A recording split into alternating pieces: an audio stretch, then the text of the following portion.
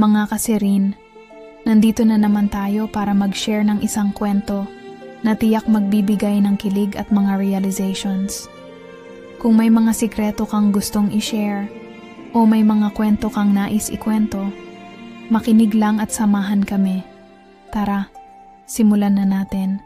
Ako po si Sandra, isang 19 na taong gulang na babae, at gusto ko pong ibahagi sa inyo ang isang kwento na matagal ko nang itinagong lihim. Isang kwento na puno ng takot, kalungkutan, at pagmamahal na hindi ko inaasahan. Ang mga susunod na salita ay naglalaman ng mga emosyon at karanasan na hindi ko na kayang itago pa. Kaya ngayon, sinusulat ko ito para kay DJ Sirin. At sana po, mabigyan ninyo ako ng pagkakataong mapakinggan. Matagal ko nang itinatago ang kwento ng aking buhay, ang kwento ko at ni Ramon. Siya ang aking asawa, isang lalaking may edad, mayaman, at walang kalaban-laban sa buhay ko. Marami sa mga tao ang nagsasabi na pinili ko siya dahil sa pera, pero hindi nila alam ang buong kwento. Ako'y binugaw ng aking nanay sa kanya dahil sa hirap ng buhay, at wala akong magawa kundi sumunod. Sa simula, pakiramdam ko ay wala akong ibang choice kundi tanggapin ang lahat ng nangyayari. Pero habang tumatagal, may mga bagay na nagsimulang magbago. Hindi ko inaasahan na sa gitna ng lahat ng ito, makakaramdam ako ng mga bagay na mas malalim kaysa sa kung anong ipinapakita ko. Si Ramon, bagaman matanda, ay may kakaibang alindog. Hindi lang siya ang mayaman at makapangyarihan, may isang uri siyang proteksyon at pag-aaruga na hindi ko kailanman naranasan. May mga gabi na magkasama kami sa bahay at ramdam ko ang init ng kanyang katawan, ang kanyang mga palad na dahan-dahang humahaplos sa aking likod.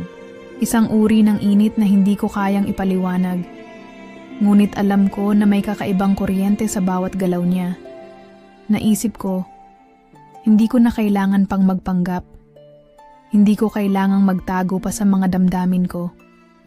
Ramdam ko na siya na ang nagiging bahagi ng buhay ko, isang tao na hindi ko kayang basta iwan. Sa mga gabi ng pagtulog namin, hindi ko maiwasang humiling na sana, maging siya ay maging katuwang ko sa buhay, na hindi lang puro pagtanggap sa pag-aasawa, kundi pagmamahal din. Habang sinusulat ko ang liham na ito, ramdam ko ang pag-aalangan sa aking dibdib.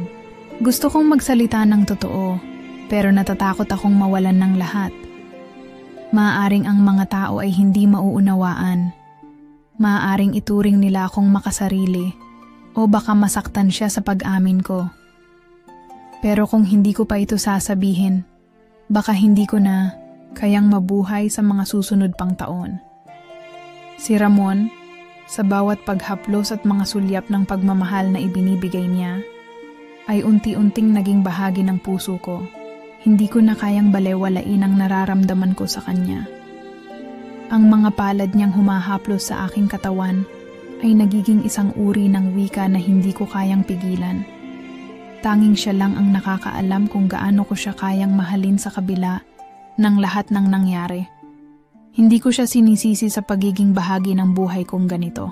Sa halip, natutunan ko siyang mahalin sa isang paraan na mas malalim pa kaysa sa aking inaasahan. Ngayon, habang ipinapahayag ko ang lahat ng ito, hindi ko na kayang patagilid lang. Ang lihim na ito ay matagal nang nakakulong sa aking puso at gusto ko nang bitawan. Sana, sa liham na ito, magkaayos kami ni Ramon, na sana siya rin ay makita at maramdaman ang pagmamahal ko na nagbukas sa kanyang mga palad at sa ating mga gabi ng magkasama. Tama na siguro, sa pag-amin kong ito, ay maluwag na rin akong mabubuhay. Sa kabila ng lahat ng takot, natutunan kong magtapat. Minsan, sa gitna ng gabi, ako at si Ramon ay nagkasama sa isang lugar kung saan wala nang ibang makakakita sa amin. Ang kanyang mga mata ay puno ng sinseridad at init. At sa bawat titig niya sa akin, hindi ko na kayang itago ang nararamdaman ko. Bawat galaw niya, bawat haplos ng kanyang mga kamay sa aking balat, parang may kuryenteng dumadaloy mula sa kanya patungo sa aking katawan. At hindi ko na kayang pigilan ang sarili ko. Nasa loob kami ng aming bahay. Ang ilaw ng gabi ay malambot at mahina. Ang hangin ay dahan-dahan na dumadampi sa aming balat at ang tanging tunog ay ang malalim naming mga hininga. Minsan, ang init ng katawan ni Ramon ay parang sumasabay sa init ng aking puso. Habang lumalapit siya sa akin, ang bawat hakbang niya ay parang isang hakbang patungo sa isang lugar na tanging kami lang ang nakakaalam. At nang magtama ang aming mga labi, ang buong mundo ay parang huminto. Walang ibang tao, walang ibang ingay. Kami lang dalawa. Ang aming katawan at puso ay nagtagpo sa isang gabing puno ng tensyon. Mula sa isang malambot at maingat na halik, ang aming mga labi ay naging mas matindi, mas puno ng pagnanasa. Ang bawat pagdampi ng kanyang mga palad sa aking katawan ay parang isang wika na walang kailangan ng salita. Ang mga kamay niya ay dahan-dahang dumaan sa aking likod, tila ba hinahanap ang bawat kurba ng aking katawan. Hindi ko alam kung anong klaseng init ang nadarama ko, ngunit ramdam ko na ito ay higit pa sa pisikal na atraksyon. Habang kami ay magkasama, naramdaman ko ang bawat kislap ng kanyang katawan, ang kanyang init na dumadaloy sa aking katawan. Habang ang kanyang mga palad ay lumalamas sa aking balat, ako naman ay nawawala na sa sarili ko. Wala akong ibang iniisip kundi ang presensya niya, ang init na dala ng kanyang katawan. Naramdaman ko na ang aking katawan ay gumugusto sa bawat sandali at hindi ko na kayang magpigil pa. Ang gabing iyon ay nagbigay daan sa isang pagsabog ng mga damdamin na hindi ko alam na posibleng mangyari. Naramdaman ko na parang ang bawat sensasyon ay nagiging isang sining at kami ang nagiging tagapaglikha nito. Bawat galaw, bawat halik, bawat haplos ng kanyang mga kamay sa aking balat ay tila ba ang mundo ay umiikot sa paligid lang ng aming mga katawan. Hindi ko na kayang pigilan ang nararamdaman ko. Ang init, ang pagnanasa, at ang pagmamahal na nagsimula mula sa isang simpleng pagkakasunduan. Habang natapos ang gabing iyon at kami ay magkasama sa kama, nakayakap sa isa't isa, napansin ko na may mga bagay na nagbago. Hindi na lang siya ang lalaki na pinakasalan ko dahil sa takot o dahil sa mga pangangailangan ng buhay. Si Ramon ay naging higit pa roon. Siya ay naging bahagi ng aking buhay, ng aking katawan, ng aking puso. Hindi ko na kayang isipin ang buhay ko nang wala siya. Sa mga gabing iyon, habang kami ay magkasama sa ilalim ng kumot, natutunan ko na hindi lang siya ang aking asawa. Siya ay naging isang bahagi ng aking kaluluwa. At sa mga halik at haplos na iyon, hindi ko na kayang itanggi. Ang pagmamahal ko kay Ramon ay hindi na lamang dahil sa obligasyon, kundi dahil sa isang pagnanasa at pagmamahal na hindi ko Nang matapos kong ipadala ang liham ko kay DJ Serene, hindi ko inisip na magkakaroon ng ganitong kalaking reaksyon. Akala ko, matatanggap nila ang kwento ko. Pero sa bawat salitang lumabas sa aking mga labi, sa bawat tuldok ng aking sulat, tila ba may kalakip itong mga tanong at paghusga na hindi ko kayang ipaliwanag. Sa isang banda, ramdam ko ang ginhawa ng pag-amin ko. Para akong nakahinga ng malalim matapos ang ilang taon ng pagtatago. Ngunit sa kabila ng aking pag-amin, hindi ko alam na ang mundo at ang mga tao sa paligid ko ay hindi makakaintindi sa aking pinagdadaanan. Ang mga mata nila ay puno ng paghuhusga at mga tanong. At habang tinatanggap nila ang aking kwento, ang ilan ay nanatiling malamig at may alinlangan. Hindi nila alam ang buong kwento. Hindi nila nararamdaman kung paano nagbago ang lahat sa pagitan ko at ni Ramon. Ang pamilya ni Ramon lalo na, ay hindi nakatanggap sa relasyon namin. Tinuturing nila akong isang kasangkapan lamang sa buhay ng kanilang matandang patriarch, na hindi nila nakikita ang ugnayan na namutawi sa aming dalawa. Hindi nila naiintindihan kung paano ko natutunan na magtiwala kay Ramon, kung paanong ang bawat galak at kalungkutan na pinagdadaanan namin ay nagiging sandigan ko sa buhay. Hindi nila nakikita ang mga gabing magkasama kami, ang mga oras na nagkakasama kami sa tahimik na pag-uusap, kung saan si Ramon, sa bawat titig at haplos, ay ipinaaalala sa akin na may lugar ako sa mundo at hindi ako lamang isang bagay na pinili dahil sa pangangailangan. Hindi nila nakikita kung paano ang mga mata ni Ramon, sa kabila ng lahat ng pagkakaiba namin, ay naglalaman ng malasakit at pagmamahal na hindi ko naramdaman mula sa iba. Hindi nila nakikita ang mga gabing pinapatahan ako ng mga bisig niya, kung paano ko nararamdaman na siya ang aking kaligtasan, ang aking tahanan. Ngunit ako, bilang asawa ni Ramon, ako ang iniisip nila na mahina at madaling manipulahin, at hindi nila naiintindihan kung paano ako natutong mahalin siya sa paraang hindi ko inaasahan. Hindi ko kayang ipaliwanag ang lahat ng iyon. Hindi ko kayang sabihin na ang pagmamahal ko sa kanya ay higit pa sa isang simpleng pagnanais. Bawat gabi na kami ay magkasama, ang mga kamay ni Ramon ay hindi lang nagsisilbing proteksyon. Sila ay nagiging wika ng pagmamahal, isang wika na hindi matutumbasan ng salita. Ang pagdampi ng kanyang mga palad sa aking katawan ay hindi isang pagnanasa lamang. Ito ay isang pangako na hindi ko kayang baliin. Ang pamilya ni Ramon, na hindi nakakaintindi sa ganitong klasing pagmamahal, ay nagbigay sa akin ng bigat na hindi ko alam kung paano ko haharapin. Sinasaktan nila ako ng kanilang mga salita at mga tingin, at ang mga ito ay nagsilbing mga tanikala na nagpapahirap sa aking kalooban. Bawat araw ay isang tanong. Mali ba akong umamin? Dapat ko bang itago na lang ito para wala nang magtanong? Hindi ko alam kung tama ba akong ginawa sa pagpapahayag ng lahat, o kung pinili ko lang na gawing komplikado ang buhay ko. Ngunit sa kabila ng lahat ng ito, sa bawat pagkatalo ng mundo sa pagmamahal namin, may nararamdaman pa rin akong pagnanasa, pag-ibig at pagmamahal kay Ramon. Hindi ko kayang tanggalin siya sa buhay ko.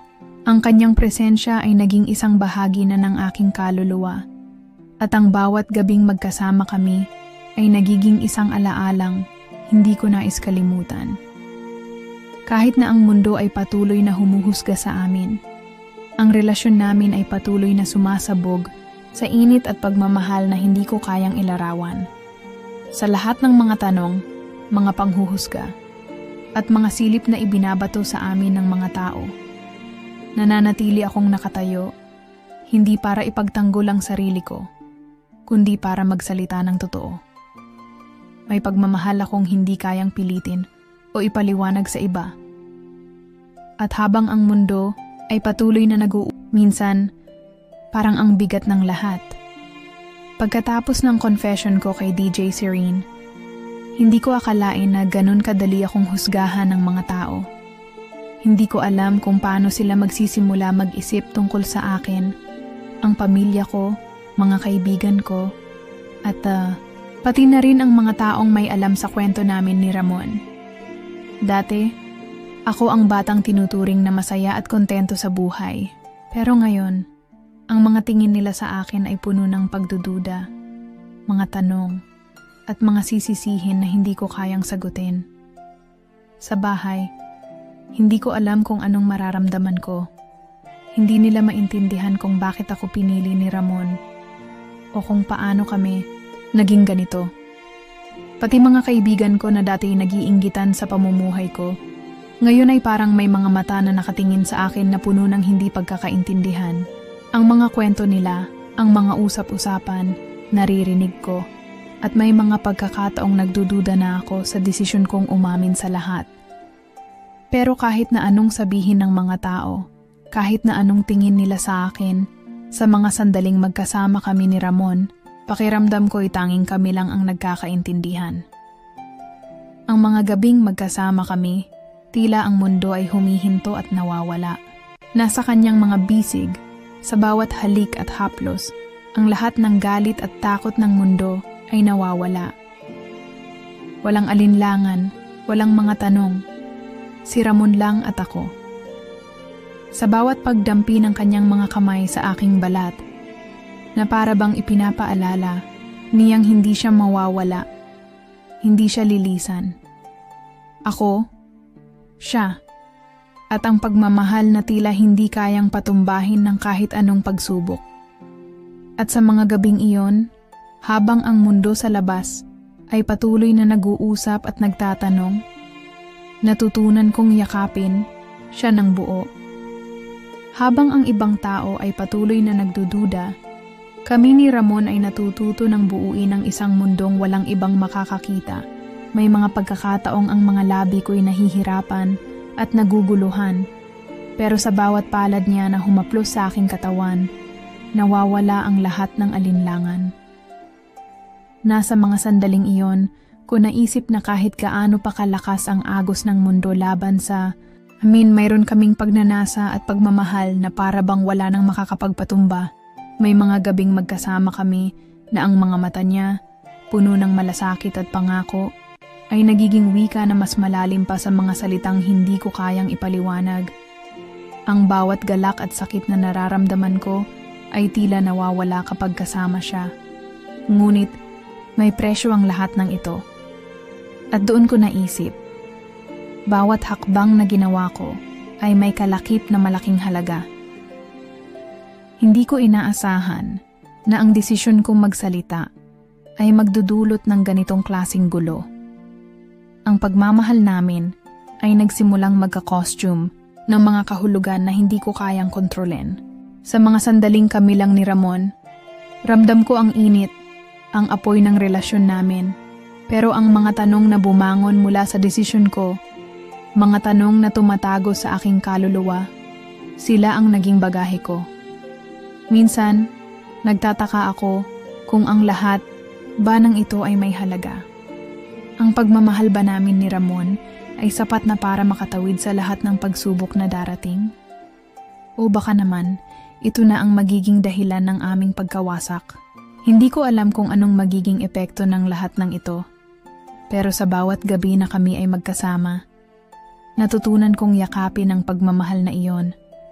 At alam kong hanggang sa huli, iyon ang magpapaalala sa akin ng aming tunay na kwento. Sana lang, magtulungan kami ni Ramon sa mga darating na araw. Dahil kahit ano pa man ang mangyari, kami pa rin ang magsasama sa mga sandaling hindi kayang hadlangan ng kahit sino. Sa gabing iyon, habang nakahiga ako sa kama, hindi ko mapigilan ang mag-isip. Ang isip ko'y naglalakbay sa mga tanong at pag-aalinlangan na hindi ko alam kung paano itatago. Si Ramon, ang mga gabi na kami ay magkasama, ang mga haplos at halik na lagi niyang ipinapaabot sa akin. Minsan, naiisip ko kung may halaga pa ba ang lahat ng iyon. Kung tama ba ang desisyon ko na ibahagi ang lahat ng iyon kay DJ Serene. Kung sana hindi ko na lang iniwaksi ang mga tanong at itinatago ko na lang ang lahat sa puso ko. Minsan, ang hinahanap ko ay ang mga sagot na hindi ko kayang makita sa mga mata ng iba. Sa mga sandaling ako at si Ramon lang ang magkasama. Ang lahat ng bagay ay tila nagiging maliwanag. Ang bawat halik, ang bawat pagdapo ng mga palad niya sa katawan ko, ang mga sulyap na puno ng pagnanasa at pangako. Walang salita, pero ramdam ko ang lahat ng nais niyang sabihin. Parang may lihim na koneksyon kami, isang pag-unawa na hindi ko kailanman naranasan sa iba. Pero ang gabing iyon, na ako ay mag-isa, hindi ko maiwasan na magtanong kung tama ba ang ginawa ko. Naramdaman ko ang lahat ng takot at alalahanin na nagiging pasanin ko. Wala nang makakapagsabi sa akin kung ang mga haplos ni Ramon ay sapat na para patunayan na siya ay nandyan para sa akin. Ang mga gabing magkasama kami, nakaluhod siya sa aking mga paa. Tinitingnan akong parang ako lamang ang pinakamahalaga sa kanya. Dama ko ang passion na nagsimula ng mag-apoy sa puso ko. Pero ngayong naaalala ko na lahat ng nangyari, may mga pag-aalinlangan akong hindi ko maiwasan. Baka ito ay magdulot ng mga problema sa amin. Baka sa huli, hindi ko na makita ang hinahangad kong buhay na magkasama kami. Kinabukasan, tumungo ako kay Ramon. Sa mga bisig niya, naghanap ako ng kaaliwan. Ang mga labi niya ay dumampi sa aking "No!" at naramdaman ko ang mainit na pakiramdam ng kanyang yakap. "Okay lang tayo, Sandra," sabi niya habang binabaybay ng kanyang kamay ang likod ko.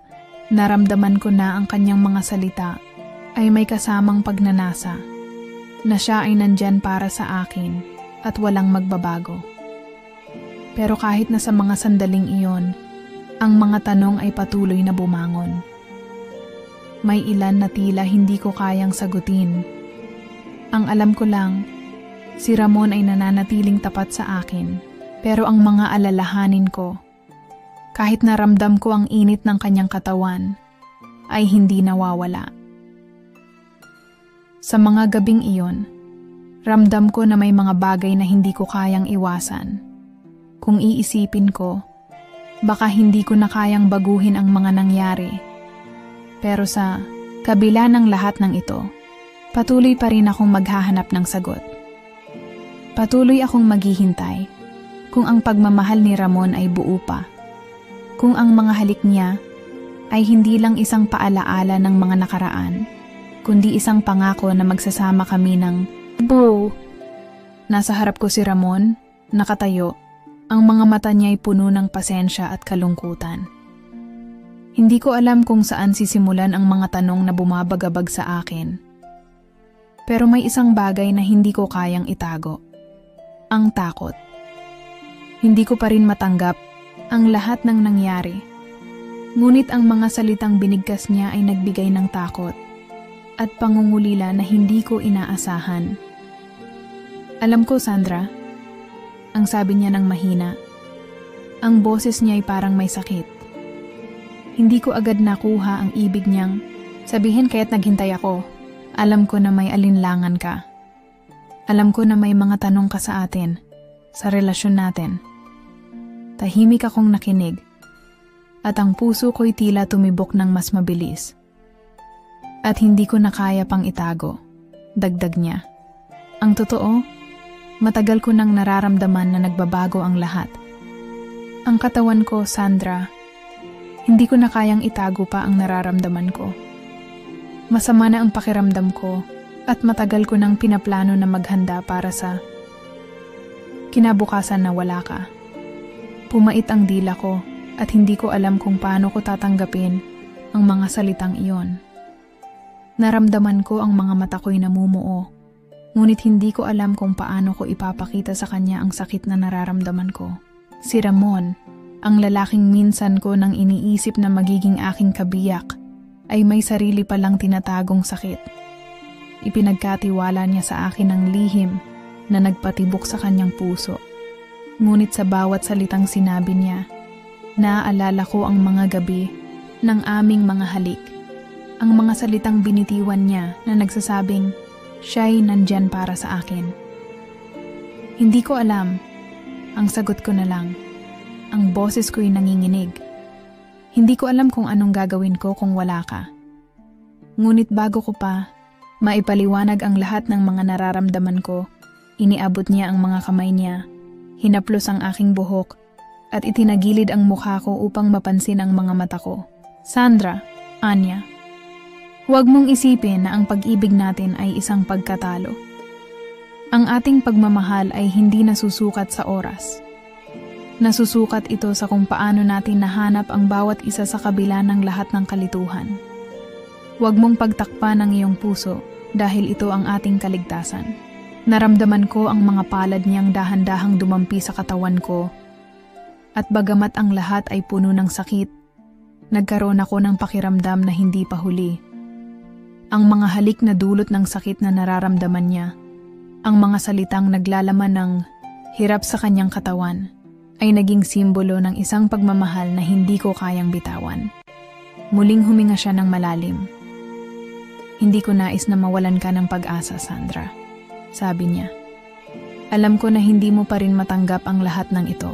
Pero ikaw ang tanging nagpapasaya sa akin sa mga huling araw na ito. Kaya't hindi ko na kayang patagilid pa ang mga salitang ito. At sa mga sandaling iyon, napagtanto ko na sa kabila ng lahat ng takot at kalungkutan, hindi ko kayang mawalan siya. Hindi ko kayang mawalan ng pag-asa. Ang mga salitang iyon, kahit puno ng sakit, ay nagsilbing liwanag sa aking puso. Marahil ay hindi ko pa nakikita ang buong katotohanan, ngunit natutunan ko sa gabing iyon na hindi lahat ng bagay ay ayon sa plano. Minsan, sa gitna ng dilim, dun mo matutuklasan ang halaga ng pag-ibig. Sa gabing tahimik, sa ilalim ng malamlam na ilaw ng kanilang kwarto, magkasamang nakatayo sina Sandra at Ramon. Ramdam niya ang bigat ng revelasyon nito kanina lamang, na matagal nang lumalaban si Ramon sa isang sakit na hindi niya isinatinig. Bakit? Hindi mo sinabi agad? Nanginginig ang boses ni Sandra habang tinititigan ng lalaking naging tahanan niya sa kabila ng lahat. Ayokong mag-alala ka. Mahinang sagot ni Ramon. Ang tinig ay punong-puno ng pangunawa at pagmamahal. Pero paano siya hindi mag-aalala? Paano niya tatanggapin na ang lalaking natutunan niyang mahalin ay unti-unting nawawala sa kanya? Ang dami nilang pinagdaanan, ang dami nilang hinarap na pagsubok. At ngayong pakiramdam niya ay buo na siya sa piling nito. Biglang may babawi sa kanila. Lumapit si Ramon kay Sandra. Inilapat ang kanyang palad sa pisngi nito. Pinahid ang luha sa kanyang mga mata. Ayokong makita kang nasasaktan, Sandra. Gusto ko lang na alalahanin mo ang mga magagandang alaala natin. Paano? Napahikbi si Sandra. Isinasandal ang noo sa dibdib ni Ramon. Paano kung hindi ko kayang mawala ka? Hinawakan siya ni Ramon, hinila, palapit hanggang sa wala ng espasyo sa pagitan ng kanilang katawan. Mahal kita, Sandra. Mas mahal kita kaysa sa sarili ko, pero gusto kong mabuhay ka ng hindi natatakot, hindi nalulungkot. Hindi ako mawawala sa'yo. Doon siya tuluyang bumigay. Ipinikit niya ang kanyang mga mata at hinalikan si Ramon, isang halik na puno ng sakit, takot, at walang katapusang pagmamahal. Hindi ito halik ng pamamaalam kundi halik ng isang taong natatakot mawalan. Ang kanilang mga labi ay nagsalita ng mga salitang hindi na kailangang bigkasin. Ang kanilang katawan ay nag-usap sa isang wikang sila lang ang nakakaunawa. Sa gabing iyon, walang sakit, walang takot, walang bukas, sila lang. Ang kanilang mga paghinga ay nagsanib, ang kanilang init ay nagsalo, at sa bawat galaw, bawat haplos, bawat bulong ng kanilang pangalan sa isa't isa, ay tila ba sinusumpa nilang walang kahit anong puwersa ang maaaring gumitna sa kanila. Ikaw lang ang mahal ko, Ramon, mahina niyang ibinulong habang nakayakap sa hubad nitong katawan matapos ang isang gabing puno ng alab. At ikaw lang ang babaeng minahal ko ng ganito, Sandra. Tugon nito, hinahalikan ng kanyang buhok.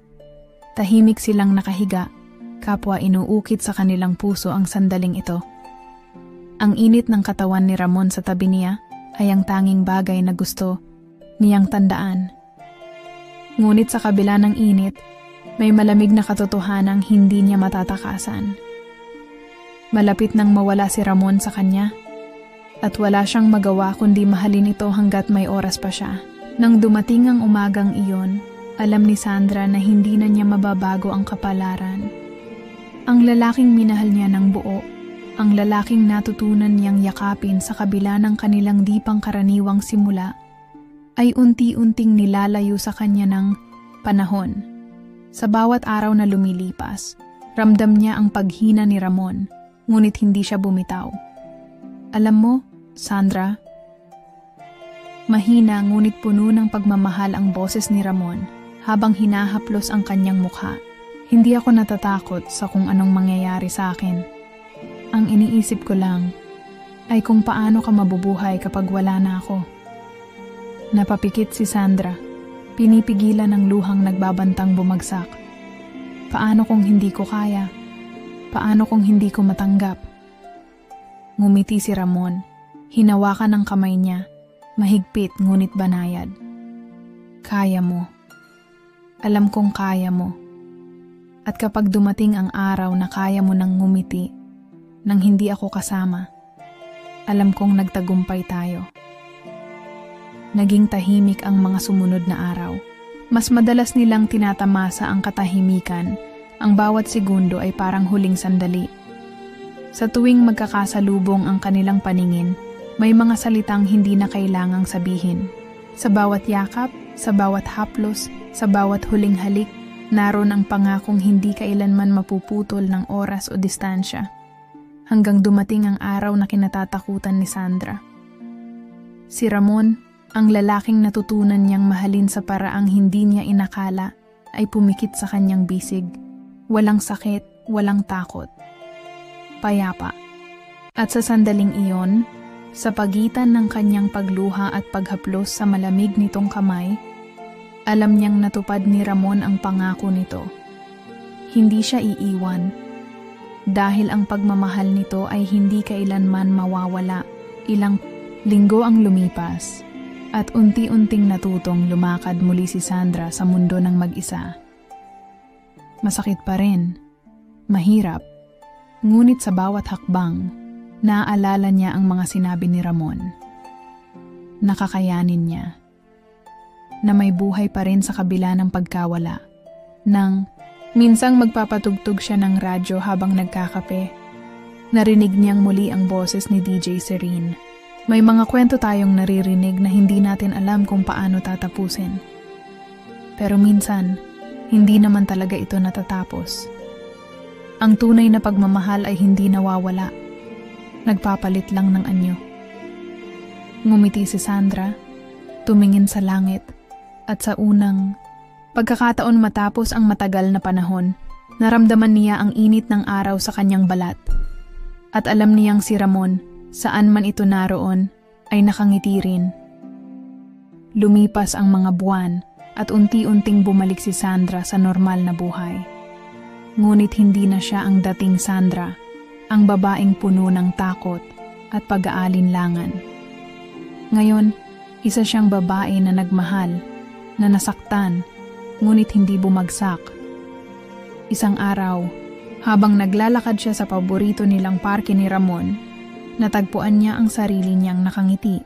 Hindi na ito pilit. Hindi na ito dala ng pangungulila.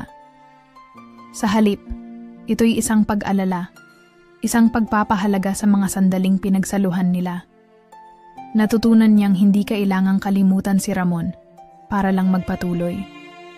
Ang pagmamahal niya, rito ay hindi kailanman mawawala, pero kaya niyang mamuhay muli nang hindi nakakulong sa nakaraan. Sa isang pagkakataon, habang nakikinig siya kay DJ Serene, naglakas loob siyang sumulat ulit. Pero sa pagkakataong ito, hindi bilang isang babae na nagkukumpisal ng kanyang kwento, kundi bilang isang babae na may bagong simula. DJ Serene, minsan nakala natin ang pagtatapos ay isang trahedya. Pero minsan, ito pala ang paraan ng tadhana para bigyan tayo ng panibagong pagkakataon. Hindi ko makakalimutan ang pag-ibig na natutunan ko kay Ramon. Pero ngayon, natutunan ko ring mahalin ang sarili ko. Habang ipinapadala niya ang liham, isang bagong pakiramdam ang bumalot kay Sandra. Hindi lungkot, hindi takot, kundi pag-asa. Alam niyang darating ang araw na may bagong kabanata sa kanyang buhay at handa na siyang harapin ito. Mga kasirin, maraming salamat sa pakikinig sa kwento ngayong gabi.